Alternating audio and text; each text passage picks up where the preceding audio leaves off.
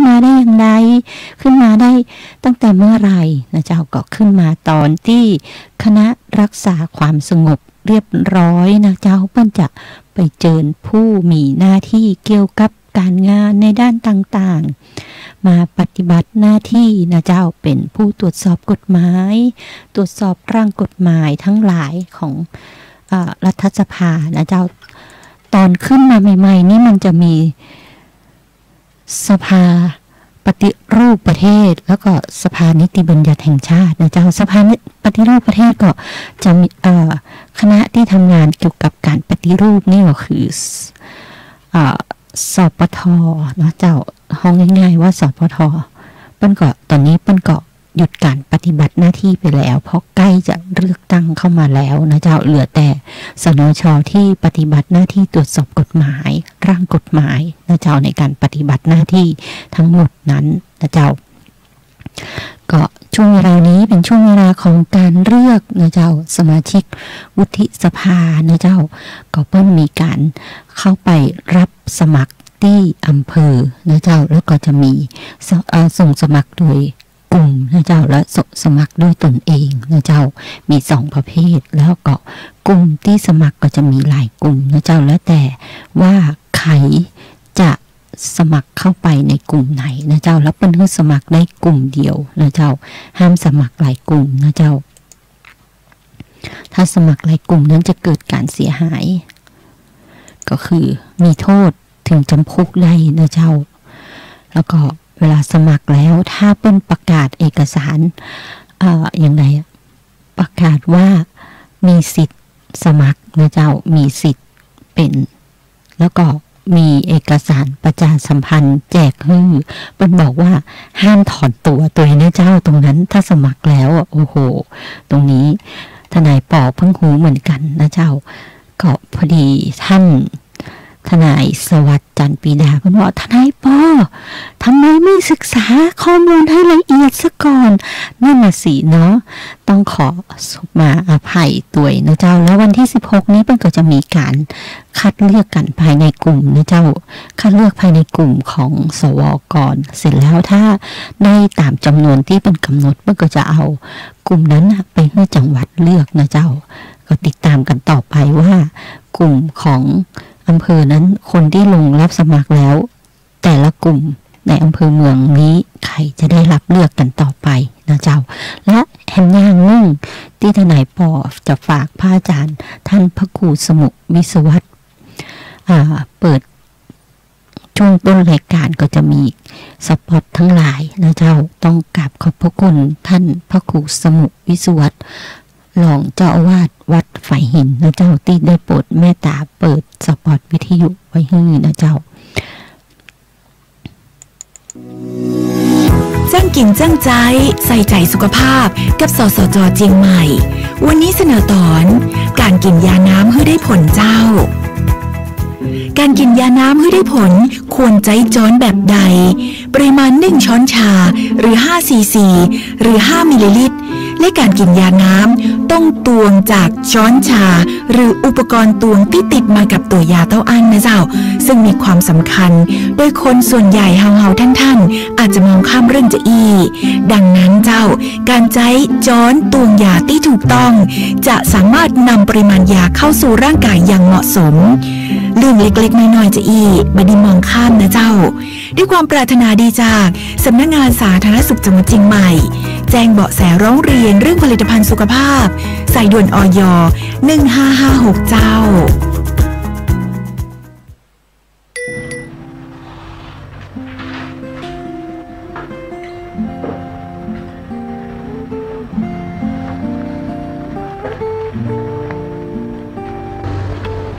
เมียจ๋าผัวกลับมาแล้วจ้าเอ้าทำอะไรนี่พี่บอกกี่ครั้งแล้วว่าอย่าทำป่านนี้เลยพี่บอกกี่ครั้งแล้วเมียจ๋าไม่ต้องทำอะไรเลยอยู่บ้านสวยๆเลยกวาดบ้านถูบ้านน่ะให้ผัวทำซักผ้ารีดผ้าน่ะให้ผัวทำแล้วก็ทำครัวล้างจานน่ะก็ให้ผัวทำเมียอยู่สวยๆไม่ต้องทำอะไรเลยแล้วนี่อะไรเนี่ยแต่งตัวอะไรซ้อมซ้ออย่างนี้เอาเงินไปซื้อสวยๆนะ จะได้สวยแบบปิ๊งๆเลยนี่ฉันทนพี่ไม่ไหวแล้วนะพี่ไม่ฉันทำอะไรเลยฉันจะเลิกกับพี่เลิกไม่ได้จะเมียจ๋าทำไมจะเลิกไม่ได้ถ้าพี่ไม่เลิกฉันจะฟ้องฟ้องไม่ได้จะเมียจ๋าเราไม่ได้จดทะเบียนสมรสกันนะแล้วรออะไรวันนี้รออะไรรู้ก่อนทำผิดจะพาคุณทำความเข้าใจเกี่ยวกับพระราชบัญญัติคุ้มครองผู้ถูกกระทำด้วยความรุนแรงในครอบครัวพ.ศ. 2550 พระราชบัญญัติฉบับนี้มุ่งที่จะแก้ไขปัญหาการใช้ความรุนแรงในครอบครัวที่มีความละเอียดอ่อนซับซ้อนมีการเปิดโอกาสให้ผู้กระทำความผิดได้มีโอกาสกลับตัว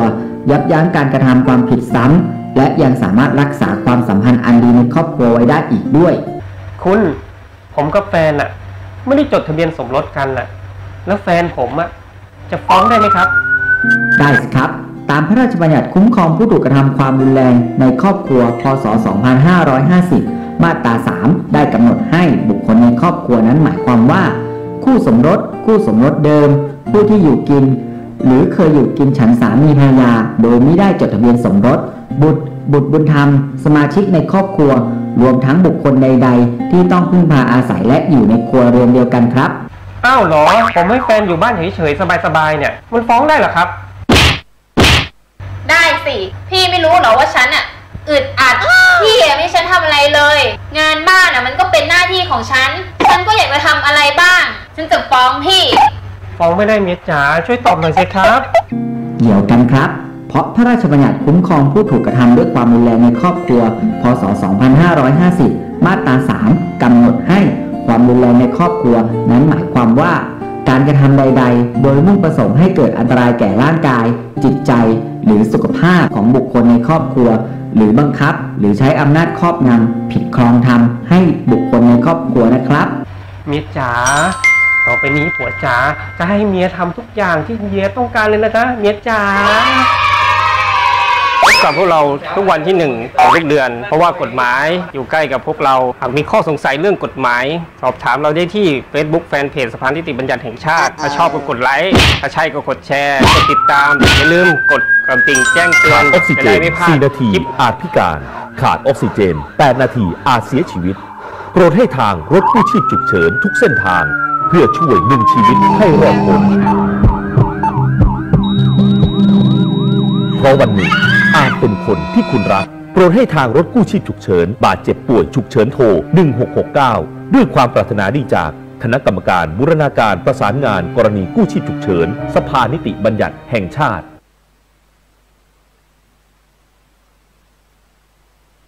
เจ้านั่นก็คือ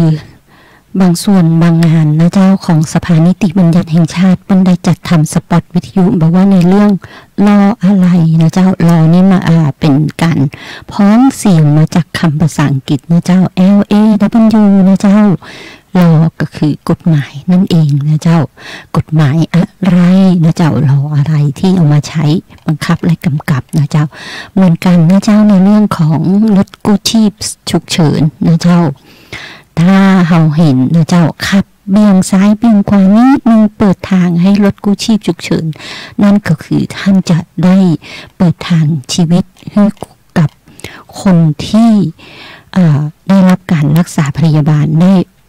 เข้าถึงหมอที่มีความชำนาญไวมากขึ้นนะเจ้าตรงนี้แล้วในช่วงเวลา1 สัปดาห์ที่ผ่านมานี้สภานิติบัญญัติแห่งชาติ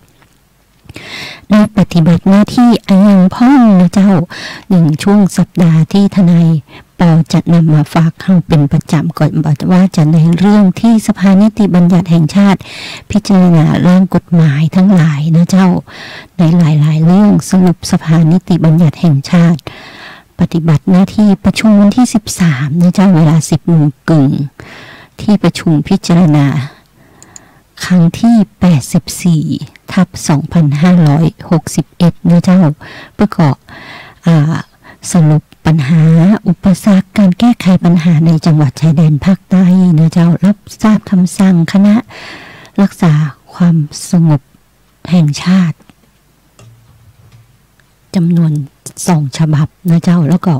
มีประชุมในเรื่องวาระด่วนในเรื่องการ ให้ความเห็นชอบบุคคลผู้ได้รับการเสนอชื่อคือดำรงตำแหน่งเลขานะเจ้าร่างพระราชบัญญัติคุ้มครองแรงงานนะเจ้าร่างพระราชบัญญัติแก้ไขประมวลรัษฎากรร่างพระราชบัญญัติพระสถาบันพระบรมราชนกนะเจ้าร่างพระราชบัญญัติระเบียบข้าราชการพลเรือนและร่างพระราชบัญญัติข้าราชการรัฐสภานะเจ้าร่างพระราชบัญญัติระเบียบข้าราชการครูและบุคลากรทางการศึกษาก็มีหลายตัวนะเจ้าตรงนี้และอันก็คือเรื่องของตำรวจนะเจ้าร่างพระราชบัญญัติตำรวจร่างพระราชบัญญัติข้าราชการพลเรือนนะเจ้าต้องได้ประชุมกันไปในช่วงสัปดาห์ที่แล้วนะเจ้า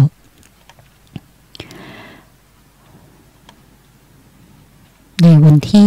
26 พฤศจิกายนนะเจ้าตรงนี้ทนายปอก็นำมาเล่าให้เราฟังว่าเปิ้ลหน้าที่หลักของเปิ้ลก็คือปฏิบัติหน้าที่ตรวจสอบร่างกฎหมายนะเจ้าพิจารณาร่างกฎหมายตรวจสอบเอกสารประกอบร่างพระราชบัญญัติรับฟังความคิดเห็นในการร่างพระราชบัญญัตินะเจ้าดูแลในเรื่องการรับเรื่องราวร้องทุกข์ทั้งหมดนะเจ้าก็ตรงนี้เป็นการทำงานของสภานิติบัญญัติแห่งชาตินะเจ้าแล้วในวันที่7 ธันวาคมที่ผ่านมาเพิ่งก็มีการประชุมนะเจ้ารัฐสภาว่าด้วยองค์การการค้าโลกนะเจ้าก็คือสำนักงานใหญ่องค์การการค้าโลกนครเจนีวาสมาพันธ์รัฐสวิสผู้แทนสภานิติบัญญัติแห่งชาติเข้าร่วมนะเจ้าและสภานิติบัญญัติเข้าร่วมประชุมรัฐสภาว่าด้วยองค์กรการค้าโลกปี61ณสำนักงานองค์การใหญ่องค์การการค้านครเจนีวาสมาพันธ์รัฐสวิสนะเจ้าแล้ววันที่7นะเจ้าเพิ่งก็สภานิติบัญญัติแห่งชาติคณะผู้แทนนะเจ้าเข้าร่วมประชุมรัฐสภาในโอกาสการรับรองข้อตกลงระหว่างประเทศว่าด้วยการโยกย้ายถิ่นฐานที่ปลอดภัยนะเจ้าแล้ววันที่8 ธันวาสภานิติบัญญัติแห่งชาตินะเจ้าได้เยี่ยมชมนิทรรศการ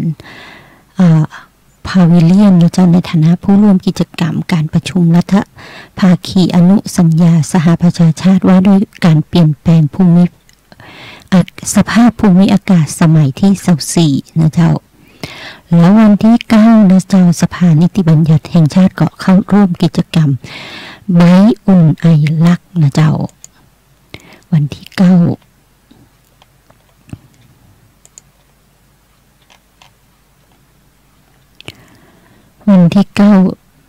สมเด็จพระเจ้าอยู่หัวนะเจ้าเสด็จพระราชดำเนินทรงเปิดงานอุ่นไอรักคลายลมหนาวสายน้ำแห่งรัตนโกสินทร์ตามที่ทรงพระกรุณาโปรดเกล้าจัดตั้งแต่วันที่9 ธันวาถึงวันที่19 มกราคม 2562ณลานพระราชวังดุสิตและสนามเสือป่าโดยท่านประธานสภานิติบัญญัติแห่งชาตินะเจ้านายพรเพชรวิจิตรชลชัยได้นำคณะสมาชิกสภานิติบัญญัติแห่งชาติพร้อมด้วยผู้บริหารสำนักงานเลขาธิการวุฒิสภาเฝ้ารับเสด็จและมีสนช.หลายท่านนะเจ้าร่วมขบวนจักรยานในกิจกรรมไบอุ่นไอรักตามเส้นทางเสด็จพระราชดำเนิน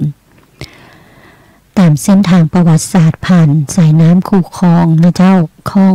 มหานาคคลองพดุงกรุงเกษมคลองหลักของกรุงรัตนโกสินทร์นะเจ้าคลองลัดโพ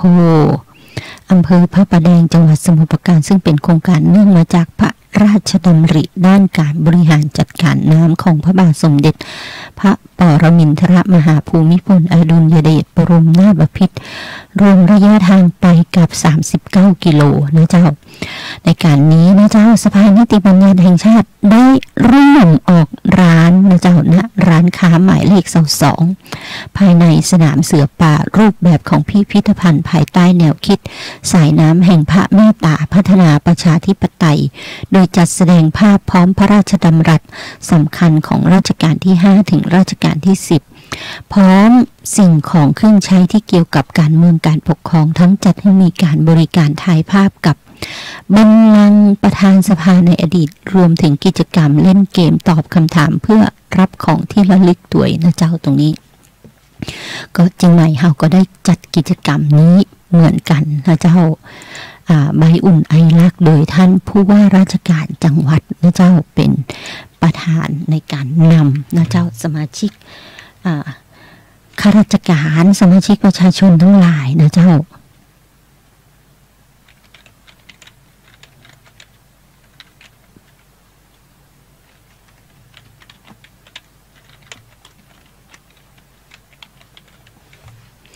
ในการกิจกรรมนี้นะเจ้าตั้งแต่ที่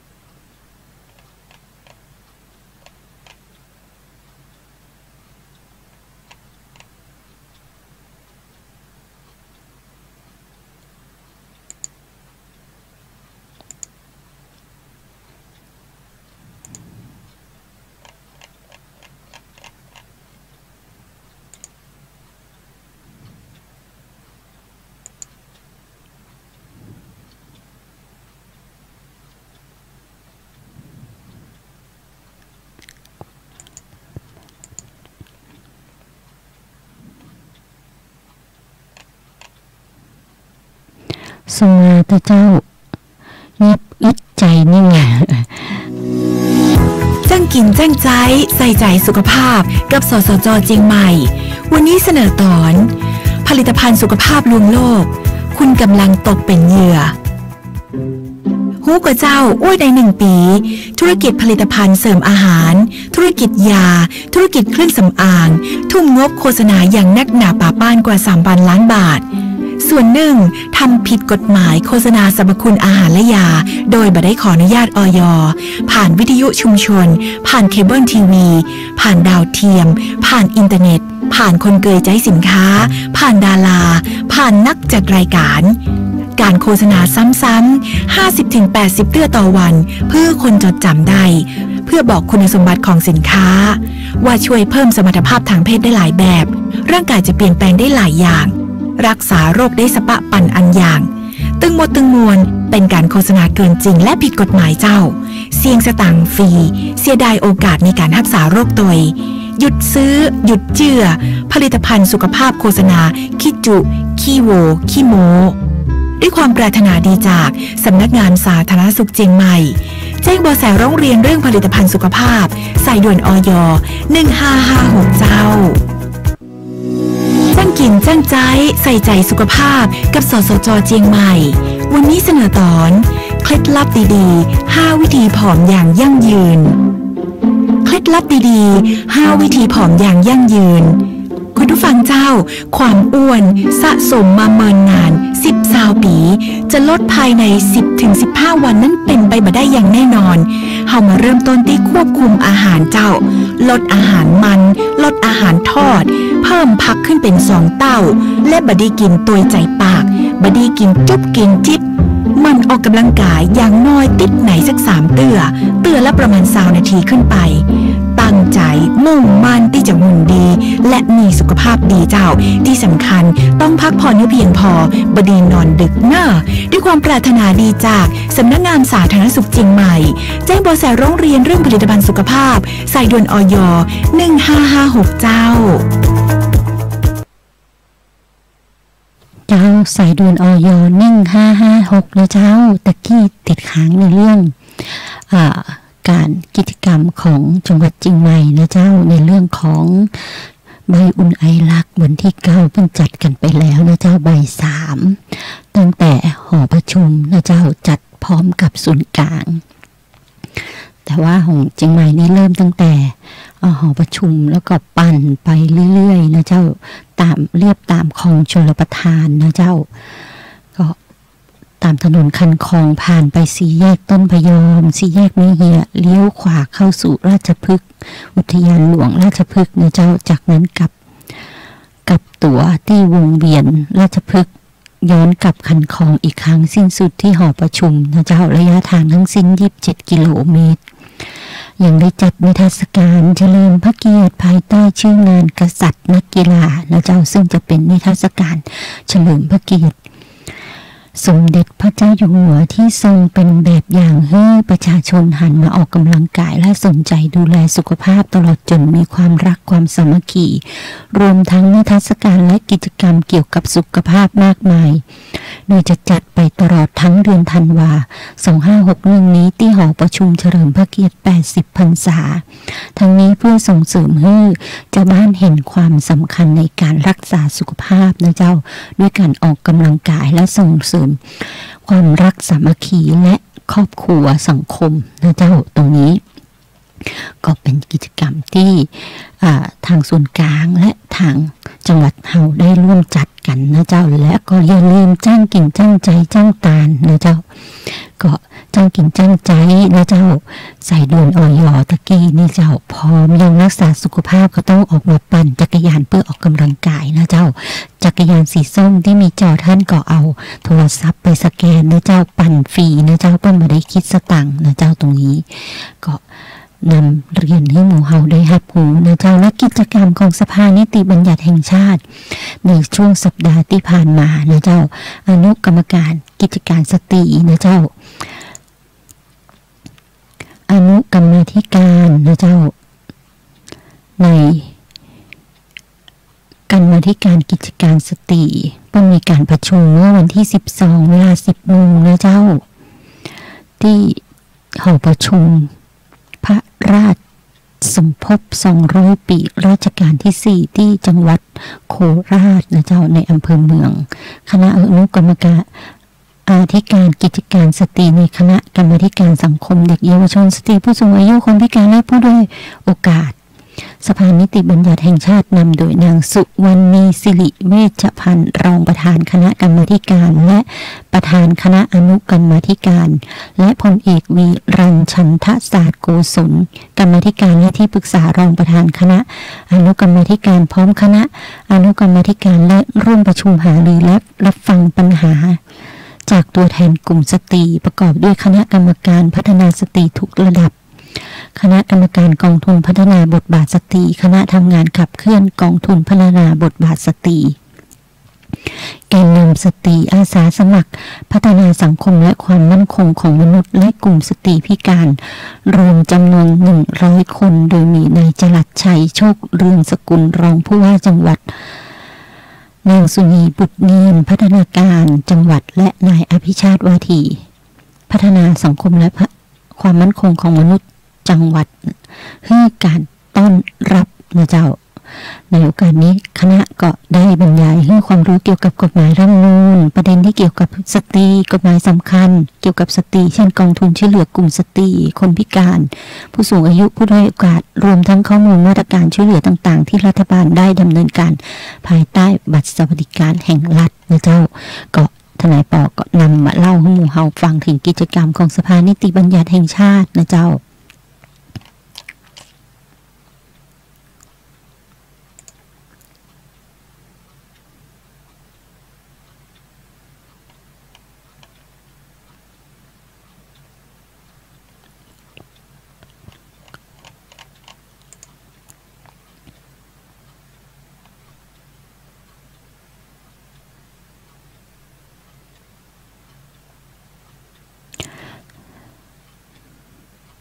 ธานสภานิติบัญญัติ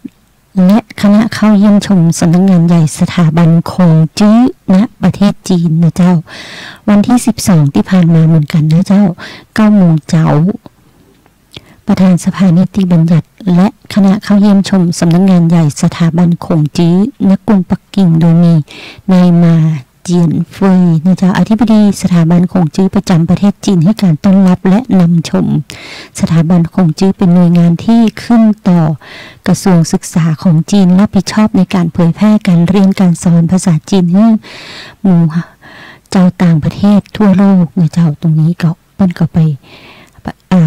สารสัมพันธ์กันนะเจ้าปัจจุบันมีการตั้งสถาบันคงจื้อในไทยเฮาตัวนะเจ้า13ที่ก็มีเกษตรนะเจ้ามชนะเจ้ามบูรพาแม่ฟ้าหลวงจุฬาลงกรณ์มหาวิทยาลัยทั้งนี้จีนได้ส่งผู้อำนวยการสถาบันซึ่งเป็นคนจีนมาประจำอยู่ที่สถาบันคงจื้อเพื่อการเรียนการสอนให้มีประสิทธิภาพยิ่งขึ้นนะเจ้าจากนั้นเวลา 11 โมงนะเจ้าประธานสภานิติบัญญัติแห่งชาตินำคณะสนช.เขารับฟังการบรรยายข้อมูลจากนายมงคลวิสิทธิ์สตัมอุปทูตสถานเอกอัครราชทูตณกรุงปักกิ่งปัจจุบันคนประเทศจีนกับไทยนะเจ้ามีความเจริญก้าวหน้าเศรษฐกิจอย่างมากนะเจ้าเศรษฐกิจใหญ่เป็นอันดับ2ของโลกเลยนะเจ้าประเทศจีนมีทุนสำรองมากที่สุดในโลกอีกทั้งเป็นคู่ค้าที่สำคัญอันดับ1ของไทยเฮานะเจ้าก็นำเรียนให้เฮาได้รับรู้นะเจ้าว่าการปฏิบัติหน้าที่หลายๆอย่างนั้นสภานิติบัญญัติแห่งชาติเพิ่งก็มาได้อยู่นิ่งเฉยกันนะเจ้าเพิ่งก็ทำงานให้หมู่เฮานะเจ้า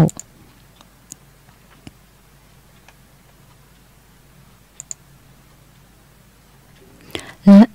ในวันที่14 ธันวาคมนะเจ้ารองประธานสภานิติบัญญัติแห่งชาติคนที่1นะเจ้าเปิดการสัมมนาแนวทางการประกอบการรถยนต์ตู้โดยสารสาธารณะเพื่อความปลอดภัยในการเดินทางของประชาชนนะเจ้าก็ที่จัดที่ห้องประชุมรัฐสภาอาคารรัฐสภา2นะเจ้าห้อง213ถึง216คณะกรรมาธิการการสมัครคณะกรรมาธิการการคมนาคมสภานิติบัญญัติแห่งชาติจัดสัมมนาเรื่องแนวทางการประกอบการรถยนต์ตู้โดยสารสาธารณะเพื่อความปลอดภัยในการเดินทางของประชาชนโดยมีท่านสุรชัยเลี้ยงบุญเลิศชัยรองประธานสภานิติบัญญัติแห่งชาติคนที่1เป็นประธานเปิดการสัมมนาและพลอากาศเอกธงชัยชะแล่มเขตเลขานุการคณะกรรมาธิการกล่าวรายงานพลโทเจริญศักดิ์อนุภาพประธานคณะกรรมาธิการเป็นผู้ดำเนินรายการนะเจ้า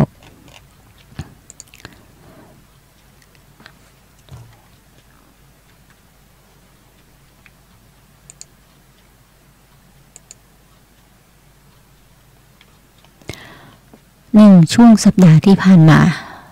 สภานิติบัญญัติแห่งชาติก็ปฏิบัติหน้าที่ดูแลหมู่เฮานะเจ้า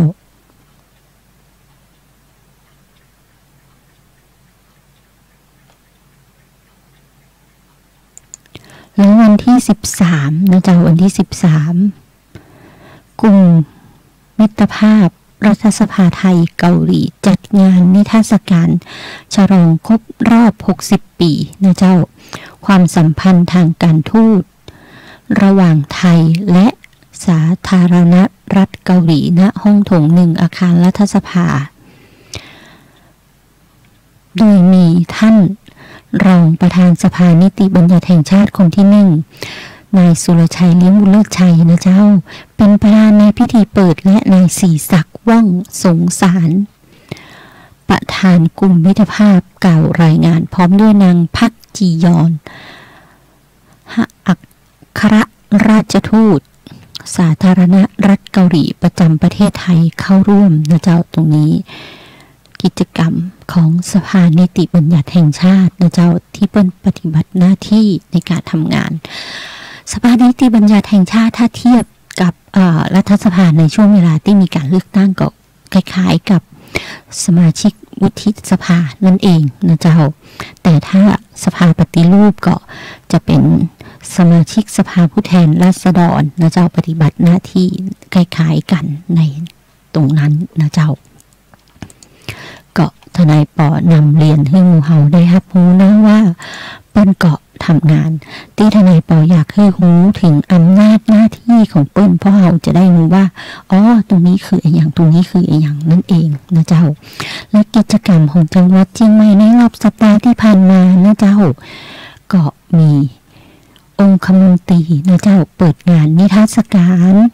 36ปีที่ศูนย์ห้วยห้องไคซึ่งจัดขึ้นระหว่างวันที่11ถึง17ธันวานะเจ้าที่อำเภอโดยสะเก็ดในช่วงวันที่12ธันวาเวลา 10 นาฬิกาที่อาคารหอเฉลิมพระเกียรติสมเด็จพระปรมินทรมหาภูมิพลอดุลยเดชภายในศูนย์ศึกษาการพัฒนาห้วยห้องไคอันเนื่องมาจากพระราชดำริอำเภอโดยสะเก็ดจังหวัดเชียงใหม่นะเจ้านายพระรากรสุวรรณรัตน์องคมนตรีในฐานะประธานกรรมการบริหารโครงการศูนย์ศึกษาการพัฒนาอันเนื่องมาจากพระราชดำริเป็นประธานเปิดงานนิทรรศการ36 ปีศูนย์ห้วยห้องไคจังหวัดเชียงใหม่และร่วมสัตว์ป่าคืนสู่ธรรมชาติได้แก่ไก่ฟ้าหลังขาวจำนวน9ตัวไก่ป่าตุ้มหูแดงจำนวน9ตัวนะเจ้าโอกาสนี้ก็มอบประกาศนียบัตรแก่ผู้ชนะเลิศการประกวดตาสัญลักษณ์ของการพัฒนาห้วยห้องไคอันเนื่องมาจากพระราชดำริการประกวดผลผลิตทางการเกษตรและมอบใบประกาศนียบัตรโรงเรียนต้นแบบศูนย์เรียนรู้ตามแนวเศรษฐกิจพอเพียงเจ้านายพระรากรสุวรรณรัตน์องคมนตรีได้ร่วมส่งมอบอาคารหอเฉลิมพระเกียรติพระบาทสมเด็จพระปรมินทรมหาภูมิพลอดุลยเดชที่บริษัทไทยเบฟเฟอร์เรจจำกัดมหาชนจัดสร้างขึ้นสำหรับเป็นอาคารจัดแสดงการเฉลิมพระเกียรติเพื่อให้ประชาชนและเจ้าบ้านน้องๆและเจ้าได้ชื่นชมพระราชกรณียกิจอาทิเช่นนิทรรศการรัก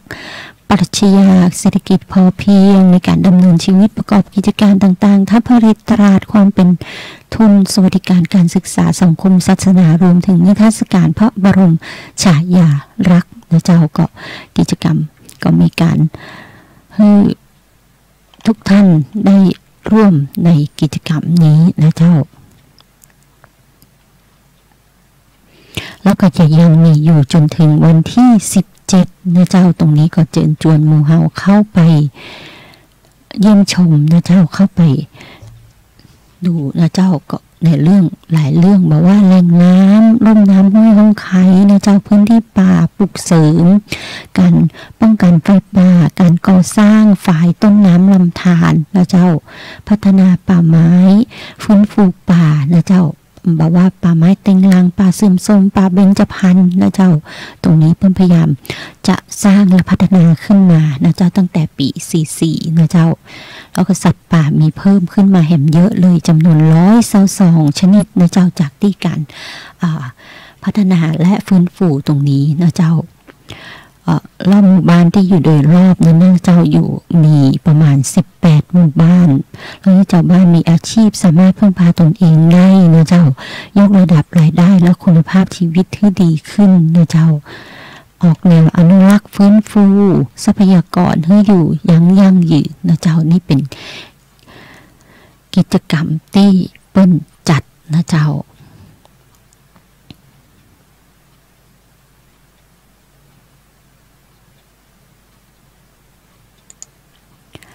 แล้ววันที่14นะเจ้าพลเอกกัมปนาท ลุติตองคมนตรีประชุมติดตามการดำเนินงานของมูลนิธิโครงการหลวงนะเจ้า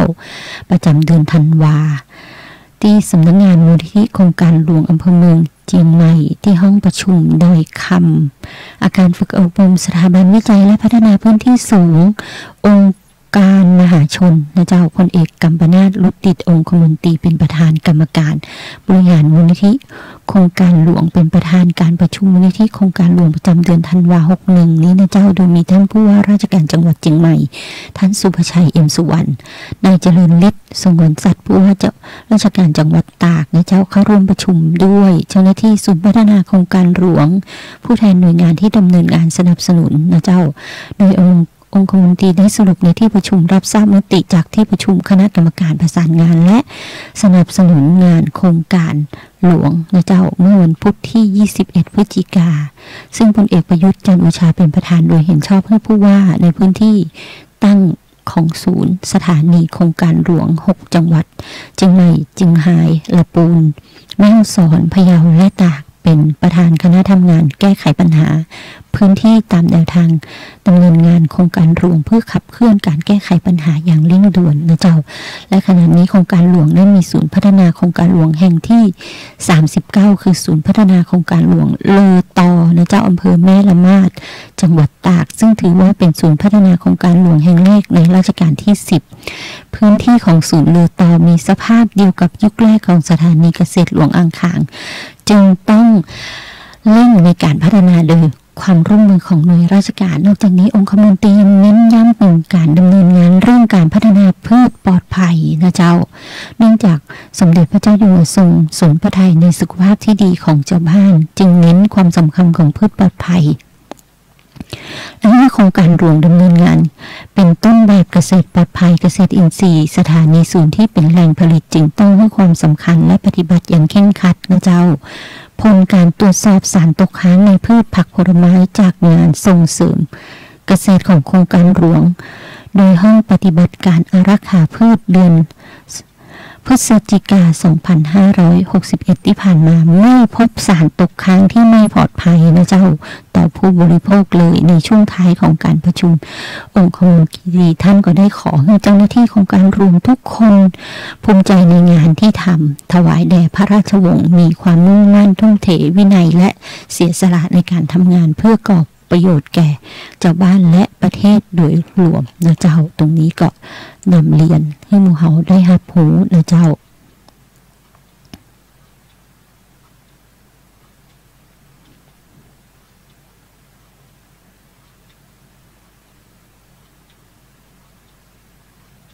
แล้ววันที่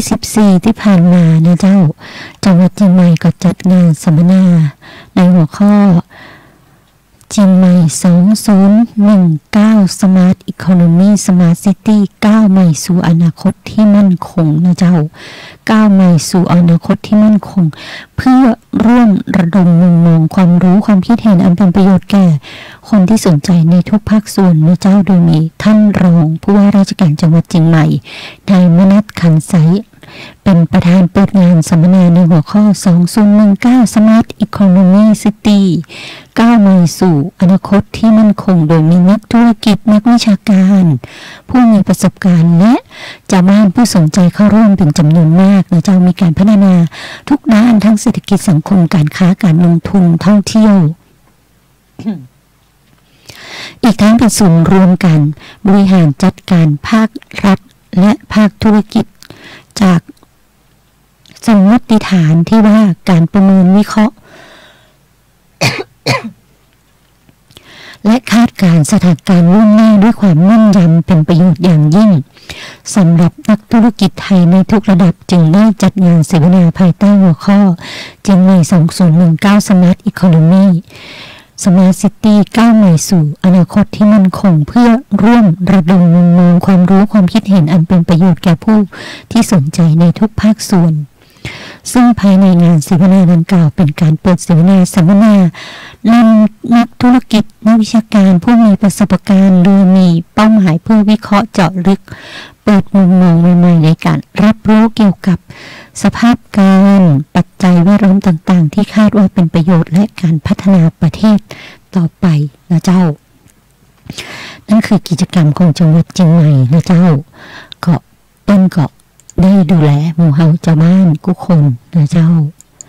แล้วแห่งอันนึงนะเจ้าในเรื่องของกระทรวงยุติธรรมนะเจ้าก็เป็นจะจัดนะเจ้าหน้าที่สำนักงานยุติธรรมจังหวัดเชียงใหม่นะเจ้าเรื่องคำปรึกษาไม่ว่าในเรื่องกฎหมายหรือว่าในเรื่องการยื่นคำร้องคำขอค่าตอบแทนผู้เสียหายในคดีอาญานะเจ้าหรือค่า ทดแทนจำเลยในคดีอาญาหรือในเรื่องของกองทุนยุติธรรมนะเจ้าคำร้องคำขอความช่วยเหลือในด้านกฎหมายด้านต่างๆนะเจ้าบอกว่าจะเรื่องของเงินค่าริชาธรรมเนียมในการวางศาลนะเจ้าก็ตรงนี้นะเจ้าก็แจ้งข่าวให้หมู่เฮาได้รับรู้ว่าหมู่เฮามีสิทธิ์นะเจ้าถ้าเกิดความเสียหายเกี่ยวกับชีวิตร่างกายนะเจ้าสามารถไปยื่นคำขอค่าตอบแทนผู้เสียหายในคดีอาญาที่สำนักงานยุติธรรมจังหวัดเชียงใหม่ได้และในส่วนอื่นๆอีกนะเจ้าในเรื่องของข้อกฎหมายนั้นถ้าหมู่เฮาบอกว่าไม่อยากไปในติดต่อในส่วนงานราชการนะเจ้าไปติดต่อที่ไหนได้ติดต่อที่ได้ที่สภาทนายความนะเจ้าหรือไปที่ศาลจังหวัดศาลแขวงนะเจ้าหรือไปที่ที่ไหนฮะ3 ที่นะเจ้าถ้าในส่วนของสภาทนายความจะจัดทนายความนะเจ้าไปได้ให้คำปรึกษากฎหมายนะเจ้าโดยมีทนายอาสานะเจ้าเป็นให้คำปรึกษาได้อย่างเดียวนะเจ้าหากจะให้ทนายความดำเนินการในฐานะที่เป็นทนายความให้ท่านมีหนทางแก้ได้อีกทางหนึ่งก็คือไปยื่นคำร้องขอความช่วยเหลือจากสภาทนายความนะเจ้าแต่ถ้าไปยื่นคำร้องขอความช่วยเหลือจากสภาทนายความแล้วถูกปฏิเสธนะเจ้าเพราะว่าจะมีเงื่อนไขที่ว่าคุณจะต้องนะเจ้าเงื่อนไขที่ว่านั่นก็คือคุณจะต้องเป็นผู้ที่มีฐานะยากจนนะเจ้าถ้ามาได้มีฐานะยากจนสภาทนายความเป็นเกาะเพื่อความเพื่อการช่วยเหลือมาได้นะเจ้าตรงนี้ต้องเข้าเงื่อนไขของสภาทนายความเป็นนะเจ้ามันเกาะขอความช่วยเหลือโดยการจัดจ้างนะเจ้าจัดจ้างกับทนายความนะเจ้าแต่ว่าถ้าเป็นคดีอาญาแล้วนะเจ้าในส่วนของคดีอาญาถ้าใครตกเป็นจำเลยในคดีอาญาทนายปอแนะนำว่านำเรียนหมู่เฮานะเจ้ายื่นคำขอร้องขอศาลนะเจ้าบอกว่าขอศาลช่วยจัดทนายความขอแรงทนายอาสาที่ลงขอแรงศาลช่วยเหลือประชาชนทางกฎหมายนั้นนะเจ้ากรณีที่ถ้าถึงวันนัดสอบคำให้การแล้วนั่นนะเจ้านัดไกลเกลี่ยสอบคำให้การลักษณะนั้นแล้วคือท่านแจ้งกับศาลนะเจ้าส่วนมากถ้าคดีอาญาโทษต่ำกว่า5 ปีแล้วทนายจะศาลจะบังคับจัดทนายให้นะเจ้าก็คือต้องถามท่านต้องนำเรียนผู้พิพากษาท่านว่าผมขอทนายความ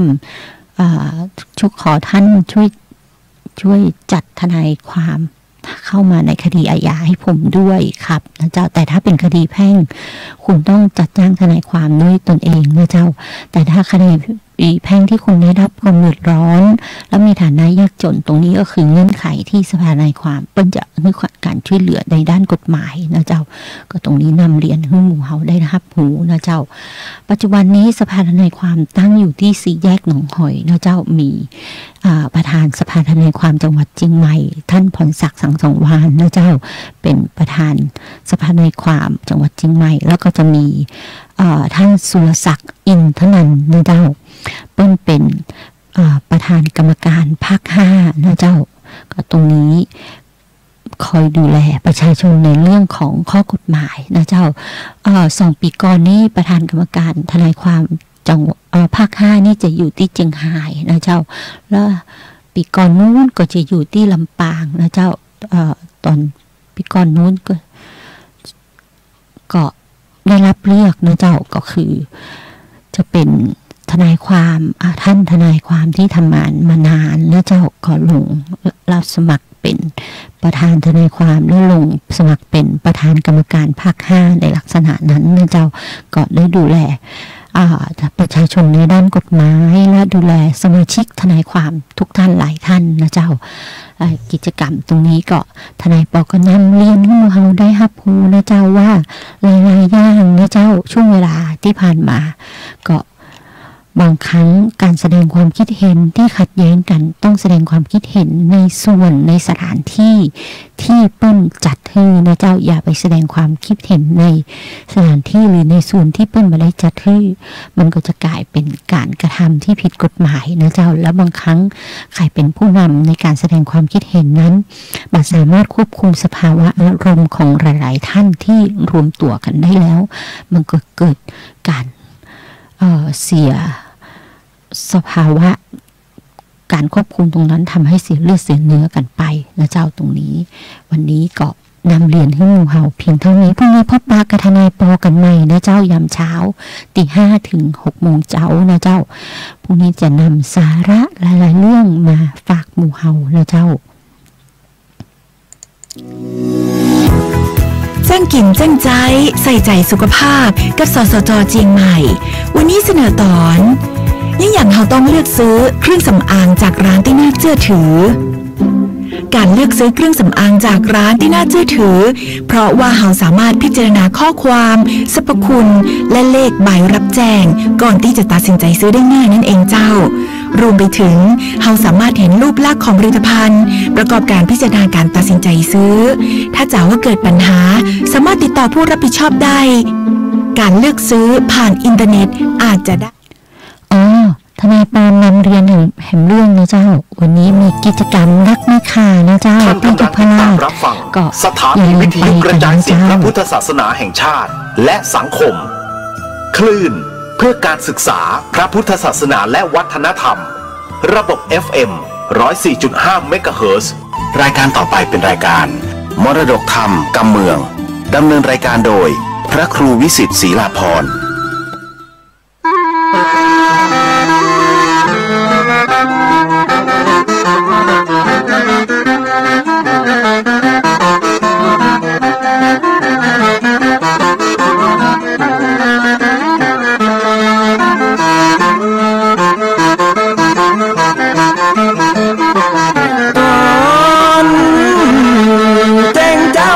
เสียงไก่ขันก่อนที่ตะวันจะขึ้นขอบฟ้า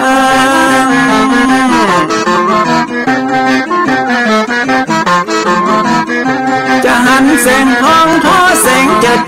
จัดการล้างหน้าอาบน้ำแต่งตัววันเริ่มต้นใหม่อย่าได้วันกลัวอย่าได้ขุ่นมัวกังวลโศกคอน